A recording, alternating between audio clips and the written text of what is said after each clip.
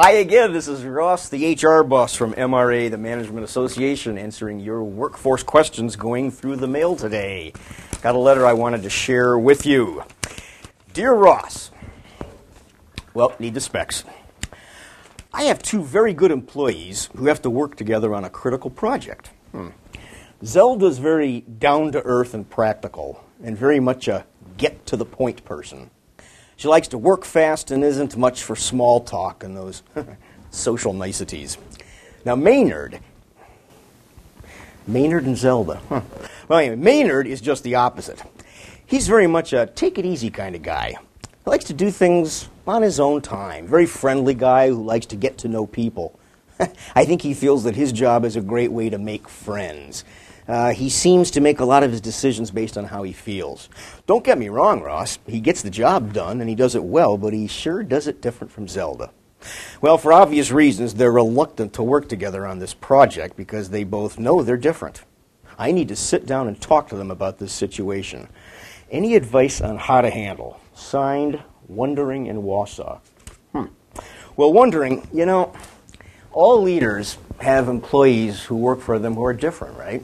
I mean, these employees have different motivations, they communicate differently, they have different things that turn them on and turn them off, and different ways of working, right?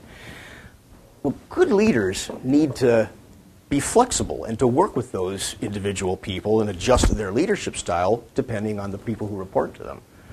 Well, I think good managers and good leaders also need to help their employees learn that they need to adjust and be adaptable to each other too, right? If you think about it, good managers, good leaders, their job is to train and to coach. So maybe what's going to have to happen is you need to do a little training and coaching session with Maynard and Zelda. Maybe you need to sit down with them and have a little talk with them and remind them that for the good of the project, they both have strengths that they can maybe capitalize and play off of each other. Let me give you an example. Zelda, right? She's fact-based, she's logical, she likes to get to the point and get things done. Those are strengths. Those are very good. But maybe what she's going to have to do occasionally is back up a little bit. Maybe slow down. Maybe she's going to need to realize that her gut feeling and her intuition maybe need to play a part in this. And you know who can help her? Maynard, because that's a strength of his, right? Well, now Maynard, on the other hand, he's the guy who likes to take things easy. Likes to think with his gut, very people-oriented. Maybe he's going to need to realize that he's going to have to get a little bit more fact-based and a little bit more logical. Maybe think with his head a little bit more. Now that's where Zelda can come in and help him with that. How about this? Let's do this as an example. I don't know what your project is worrying, but maybe they have a budget that they're working on. Well, Zelda's going to be very good at the facts and the data, getting the numbers across. Maynard, on the other hand, might be very good at saying, you know what? We need to go back and take a look at the past. How's this worked in the past? And you know what does our gut tell us as to whether these numbers are going to be the best way to go at it?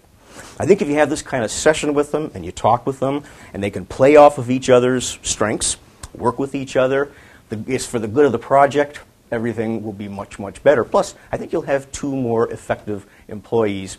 By the way, you're not trying to change their personalities. You're not trying to change their styles. What you're trying to do is to change their behaviors for when they work on this particular project. Well, I hope that helped. This has been Ross, the HR boss, answering your workforce questions. And here's to having an engaged and effective workforce. See you next time.